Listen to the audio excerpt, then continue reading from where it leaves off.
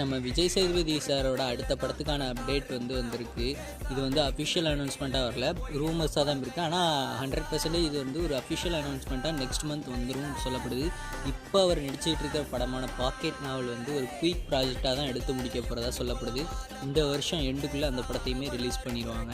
இப்போ அதுக்கு அடுத்து பார்த்தீங்கன்னா மணிரத்னம் சார் டைரக்ஷனாக நம்ம ஆல்ரெடி சொல்லியிருந்த மாதிரி ஒரு படம் நடிக்கிறாரு. அது ஒரு ரொமான்டிக்கலான ஸ்டோரி அப்படின்னு சொல்லப்படுது. இந்த படத்தை 3 ப்ரொடியூசர் ப்ரொடியூஸ் பண்ணுறாங்க. அதில் ஒருத்தங்க லைக்கா, இன்னொருத்தங்க மணிரத்னம் சாரே ப்ரொடியூஸ் பண்ணுறாரு அவரோட ப்ரொடக்ஷன் கம்பெனி வச்சு. மூணாவதாக வந்திருக்கிறது சாந்தி டாக்கீஸ்.